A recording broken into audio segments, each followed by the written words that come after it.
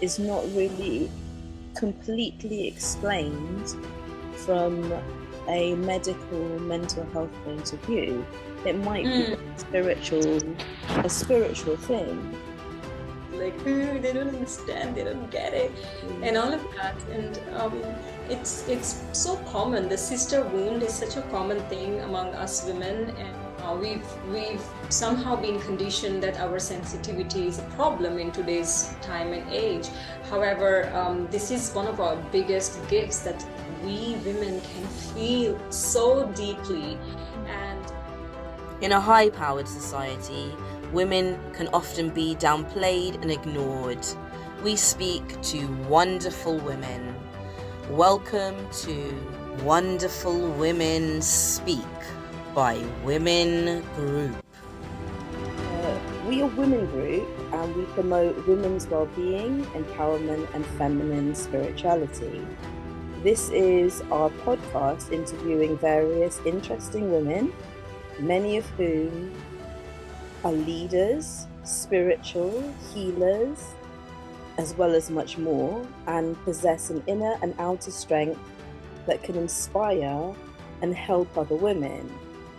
So today we'll be interviewing Jonita Dsouza, and she is a feminine spirituality and lifestyle coach, as well as much more. So, hi Jonita, how are you doing?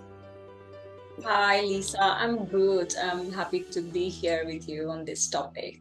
Great. And I know you do a lot more than what I've just said. I've just sort of narrowed it down to just two things.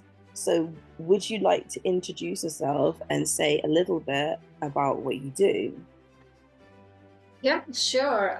So I call myself self-leadership mentor for women, and my work is basically the combination of bridging the Eastern feminine mysticism, particularly the classical Tantra and Taoist feminine arts, into the modern day living lifestyle of us busy women.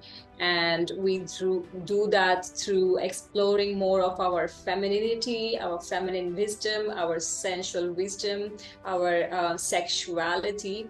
And all of this is taught by me either in person or online through my courses, retreats. So that's in a nutshell that I can tell you. Wonderful. That is great. Yes, you do a lot. So I wanted to ask you, what, as a person that's into feminine spirituality, what is it? What is feminine spirituality? And just briefly, and how can we practice it? This is a very, very wide, never-ending topic of exploration. So if you look into various ancient wisdom schools, whether it be around the globe, whether it be the Egyptian, the Chinese, the Indian, the South American, the Nordic, the African, the Slavic, the Celtic, all of these ancient civilizations, the wisdom teachings were feminine spirituality based living.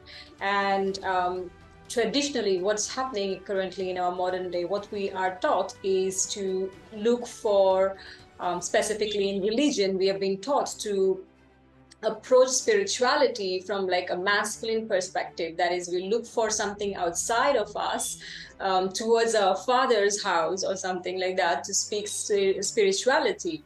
Whereas when you look into feminine spirituality, it's pretty much going into the mother's house, which is more about going inward to experience and cultivate deep sense of inner wisdom, emotional intelligence. So what really separates feminine spirituality in general from the traditional religions that are taught is pretty much seeing female as the creator, seeing female as the one who births and creates. And the religion shows Father, the God, as the creator, but if you really look into who creates is the female, the mother. And feminine spirituality is not also exclusive. It is inclusive of both female and masculine, because masculine is required to hold the space for the female to flourish. So the female spirituality is an all-inclusive study in which both the energetics, the feminine, the masculine, are neither is good or bad, but they are more like a complementary energy working together. And hence the female spirituality includes the whole thing of inclusiveness, like bringing things together, bringing the sacred together, bringing the sacred from within, and instead of looking for sacred outside of ourselves. So that in a nutshell is the foundation of feminine spirituality. And for us women to begin to connect to this aspect of spirituality is through cyclical living. And if you look into feminine arts, ancient feminine arts, then you see that we women are pretty much replica of Mother Earth. So the best way for us to begin to practice feminine spirituality is to begin to sync or slowly bring into alignment our busy life with the cycles, and three main cycles, which are number one, the cycle of the earth, which is pretty much the seasons. The changes of the seasons are affected deeply in our bodies. And second cycle is the moon cycle. Once again, the flow of the moon deeply affects women's emotions, intuitiveness, even action taking.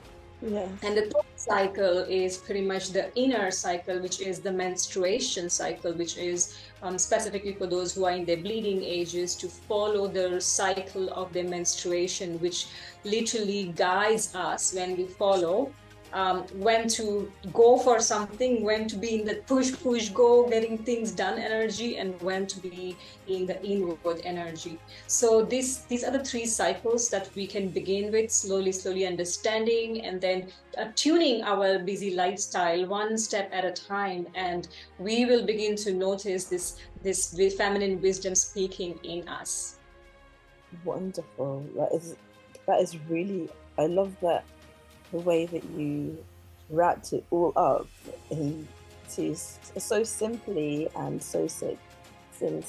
So yes, I love it. I wanted to ask you, what do you love the most? Because we all sort of, no, not we all, at times we can feel like, oh my gosh, there are women that can feel down about being a woman, that things aren't going good for them. So I want us to think about, like, what do you love the most about being a woman? Yeah, exactly that, pretty much. The more I'm learning about the feminine body, the feminine wisdom, the more I'm discovering, the more I'm loving being a woman, and specifically the emotional sensitivity and the emotional resilience that we have within us. We've somehow been conditioned that our sensitivity is a problem in today's time and age. However, this is one of our biggest gifts, that we women can feel so deeply. And because of us women feeling deeply and doing this, taking necessary steps, following this feeling, is when and how we are shifting literally the course of humanity one step at a time. Like you Lisa, like you felt deeply, you were called deeply, and before all of that we didn't know what to do with our feelings. So this is something that I really have started to like about being a woman, that I can feel so deeply, and it's also embracing the fact that yes, I can feel so deeply, and it's not a curse, it's really a gift, and we have such a wide range of emotions that we can experience in a short time. Literally, if in a minute we are sad, and then literally 2 minutes later when our child walks in, we can switch our emotions and we can go into the other emotion, and then thereafter we are back to sad. So we can really go up and down and experience a wide range of emotions in a short time. And this in itself is it's a very powerful aspect of being a woman when we begin to explore more of our feelings. So that's what I love about being a woman. That is wonderful. It's true. It is very true. We do feel very deeply, and it's not a negative. Have you ever, this is quite a deep question, have you ever been the subject of sexism and misogyny or negativity, or even negativity from other women? And if you have, how did you overcome it? Yeah, this is so interesting because I have never met anyone who hasn't experienced this, any woman specifically, who hasn't experienced this. And I also did have my share of experiencing sexism, specifically when I was in India. I grew up in India, and growing up, it was all fine. I was in a good society. But when I entered the corporate world, and me being this 21-year-old IT engineer in a boardroom full of men, I was invisible to them. Like, they did not even bother to take my opinion, and I had to then learn to put up a masculine mask, a more masculine facade, so that I could be accepted more in their community. So I ended up becoming like a tomboyish character, so I could feel safe, I could be like one of them, and like take me seriously now. So yes, that happened. And interestingly, by other women, when I started doing this work, exploring femininity, I started doing this work in 2013. And at that time, femininity or the feminine was not a widely spoken topic like how it is today. And me teaching about like how to connect to your feelings and to your softness, and use it as your strength, was very negatively received by many other women, specifically the feminist women, who were angry at me because they thought that I'm telling women to soften, and this is going to make them weak. So I would get a lot of bashing. I would get a lot of bashing from women, and a lot of hate emails. And at the time, I was really new in my journey, so I didn't know what to do with all of this. I would read those emails to my husband, and I would be crying a bucket, like, they don't understand, they don't get it, and all of that. And it's so common. The sister wound is such a common thing among us women. And once again, we've been conditioned not to trust other women, and many of women say that, oh, I can trust men easily, but women, yeah, even if you're BFFs. So because this, Lisa, and I've experienced this so many times, because when women gather with sacred intentions, then really magic happens, healing happens, and you do this work, and this. And this is the reason we have been conditioned since many hundreds of years to be divided, to not trust each other.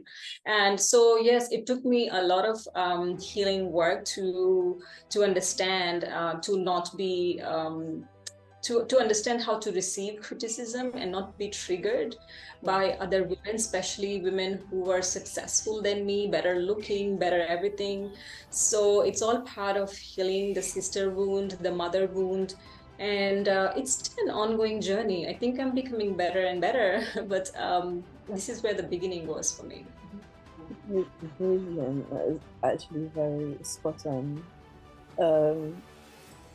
I wanted to ask you, what would you say women's well-being is to you? How would you describe being the well-being of women, or well-being in women? Yeah.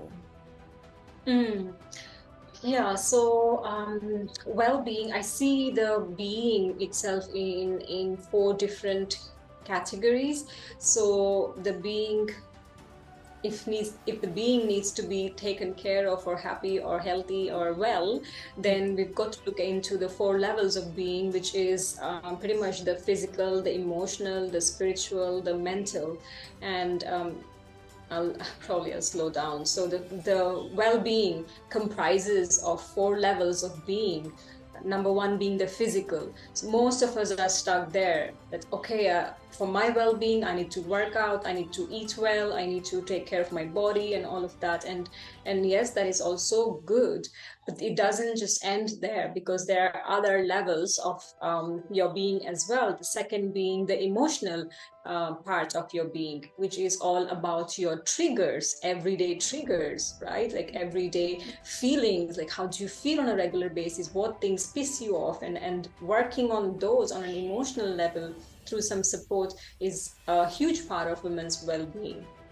The third level of being is the thought level, and that's more about our thoughts, and it's more about how can we, what are our thoughts, and most of the time those thoughts are very judgmental and depreciating, and it requires us to understand that our mind is, I like to I have a program which is called the Empress Codes, and there we learn about mistressing our mind.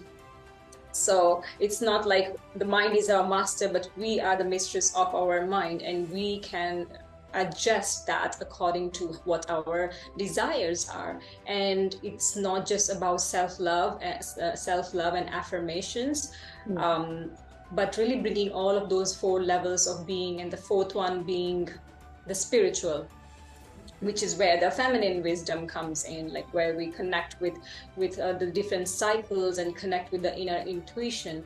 And as long as we do not harmonize these four levels of well-being, we'll just be doing surface layer work pretty much, and that's exhausting as well.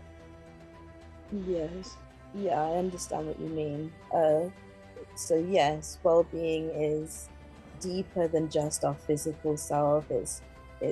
It's really getting right into the inner part of ourselves, and we've identified four layers, and that's brilliant. Thank you so much.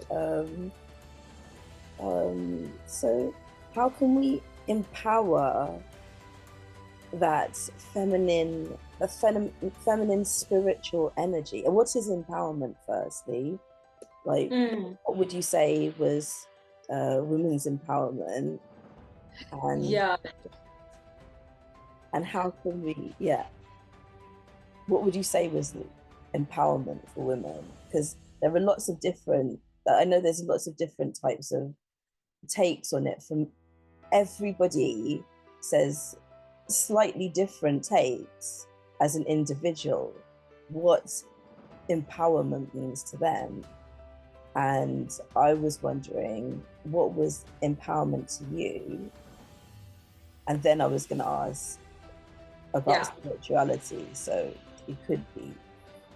So women's empowerment, what I'm seeing right now, honestly speaking, is a very, to be really blunt about it, like the misuse of this word. Women's empowerment, like it's become really trendy, and attach anything to women's empowerment, whether it's about, selling a sexy lingerie, or selling a burger, or a car, or a fitness supplement, or whatever. It's all under the category of women's empowerment, and sometimes, and most of the times, what you're seeing is the women's empowerment, how it's also generically portrayed, is more related to looking good and sexuality, and maybe push to success is glorified, like, yes, I'm a woman, I'm a boss babe, I can do it. Shampoo, lipstick, fashion, emasculating men, like I'm better than men. And so these, we've got to be really discerning, because the world around us is not just what it is at the face value, and which is why the feminine spirituality is so important. So empowerment, Empowerment, what I see is, if you look at the root word, empowerment means to give power to give authority to. And that's where we have a problem here. What we are giving authority to is very outer layer. Again, we are being authoritative only on the outside, and on the inside I can see I have so many clients, women who are beautiful looking, who are successful, who have good relationship, but on the inside they just feel confused, they feel lost, and they feel unfulfilled. They don't know why, because they have ticked all the boxes, right? They have good money, good relationship, good job, family, kids, but something is missing. And so the women's empowerment, I feel, is really looking at empowerment as the inner sovereignty. Like, how do we really feel inside, and can we translate what we feel into our external life and desires? And it's really, and that boils down to listening to our bodies and receiving wisdom and intuition, and then making choices and decisions from that place, to be able to really stand in what we know is true and good for us from the inside, not an external thing that can be taken away from us and we may just be shaken.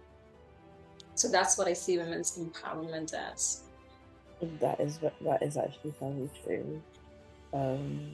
So going inward, not the external, how can we empower our inner feminine spiritual energy?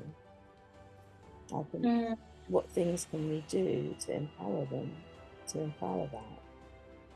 Yeah, I think beginning this feminine spiritual energy, as I mentioned earlier, is about connecting with these three particular cycles that I mentioned. And it takes time. One of the things we have to understand is this getting your body to start speaking the wisdom to you when you haven't been listening for many years. Give her some time.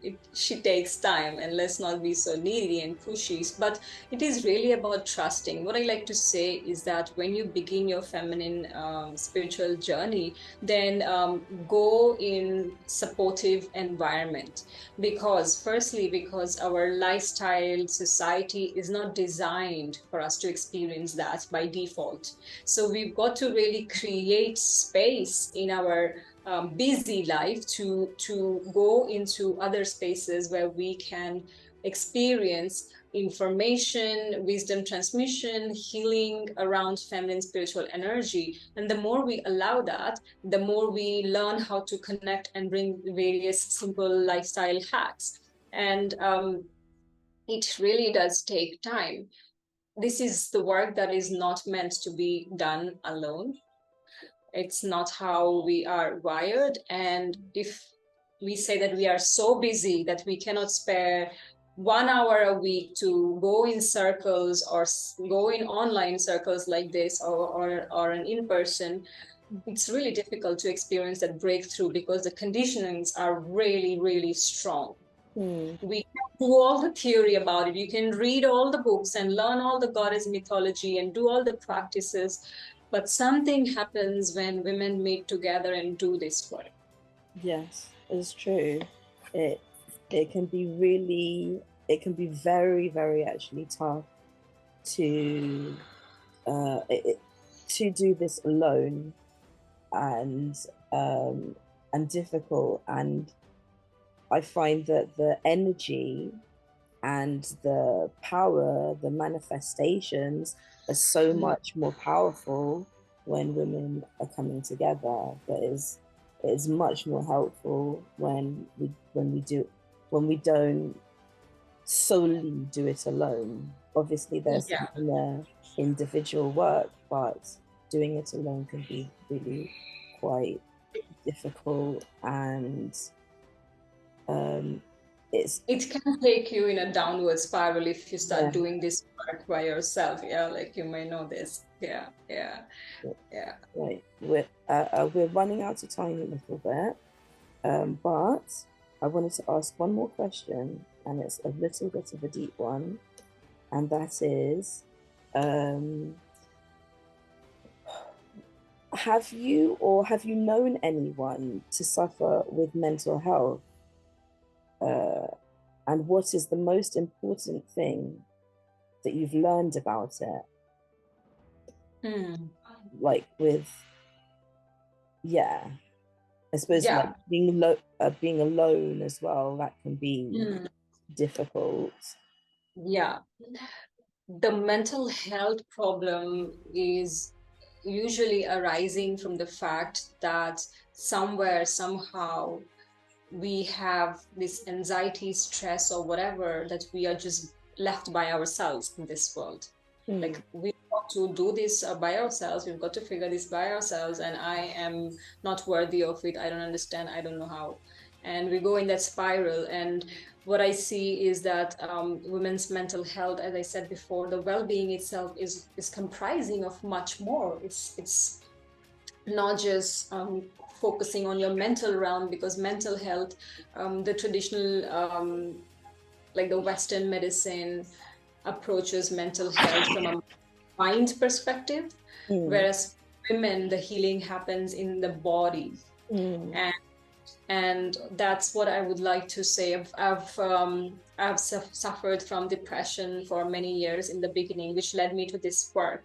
And I didn't understand what I need to do, because doing affirmations will not help you if your body has stored trauma in it, and if your body does not feel safe, or even does not even believe it. Like, who wants to do affirmations when you feel like crap, right? Like, nobody.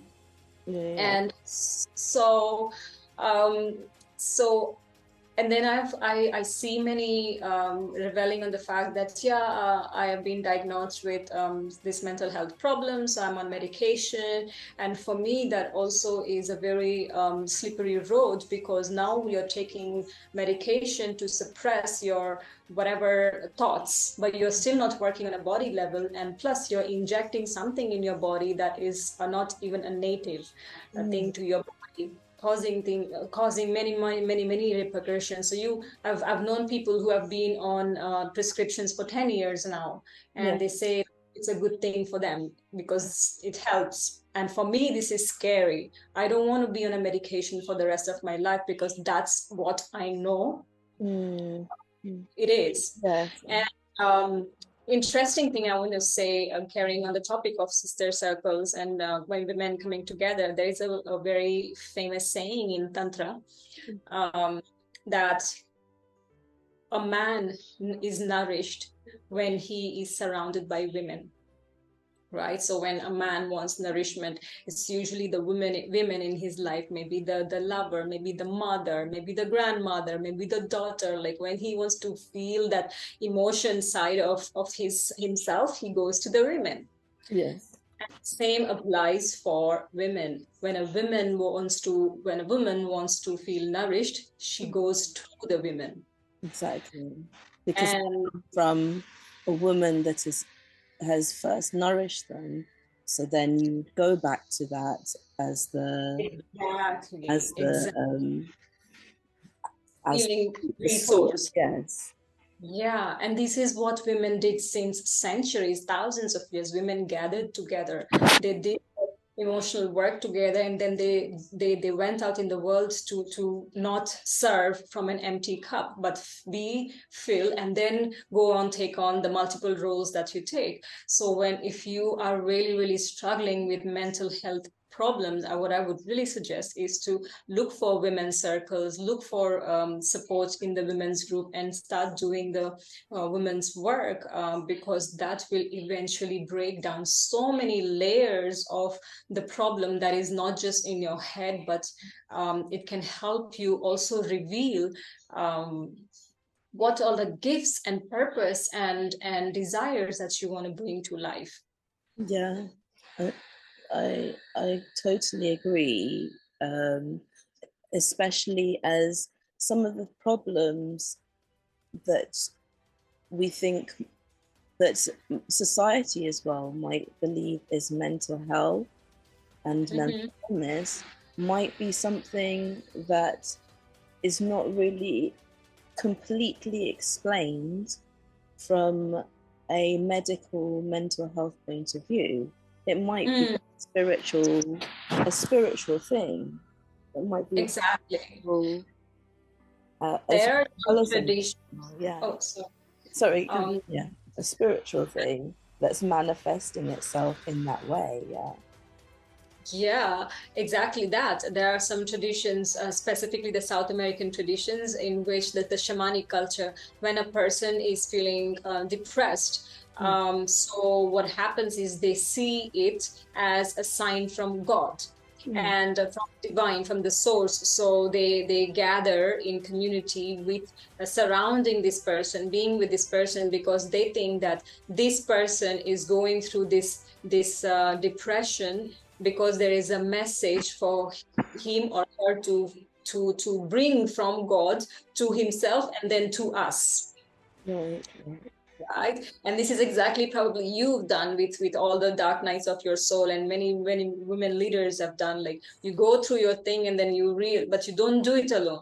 You do it in community. Find the community. It doesn't have to be your family and friends, and the expectation for them to understand you is also a bit like overrated. There are communities where we will find our soul tribe, and they will not be blood relatives even. Yeah. Yes, definitely, because they've grown up with you and they've brought you along a certain path, and it's usually possibly it might not be a feminine one, and so when they see you in this, they, oh my gosh, they're crazy. Yeah. And not understand that, and that in itself can be quite dangerous. So yeah, we have like 2 minutes left. Okay. Continue, or yeah, sorry, because I interrupted you when you were speaking. Sorry. Yeah. Yeah, so they might be misunderstood, and actually, need to explore a feminine, and there can be such negativity, and really irrationally, a negativity surrounding a feminine spirituality, that it's very important to get into groups with other women, and see the positive sides of things that you didn't explore before. So I think it's amazing work that you are doing, and we are doing, to help women, to help them to grow, because the journey, I don't think it ever really stops. Personally, I think that the journey is always ongoing. Yeah. There's always room for growth. So yeah. Is there anything you'd like to add? No, I've really enjoyed this conversation. I think you've asked really practical and current day problems and questions related to that. So I hope women watching get to feel inspired that they have the capacity to shift if wherever they are and feeling stuck in their life. So I really enjoyed the frame of questions that you had for us. Thank you so much, Jonita. It's been an absolute pleasure, and amazing answers. And it was wonderful you coming and taking time out to do this podcast with us at Women Group. So thank you so much. Oh, it's a pleasure. It's absolute pleasure, Lisa. Although I cannot see you very well, you come on and off. I know. I'm so sorry about this. There you are. Scripts with this technology, but yes, thank you so much, and being able to endure this ghosting at the moment. But yeah, thank you so much. It's a pleasure. Yeah, Thank you. wonderful seeing you again. Yeah.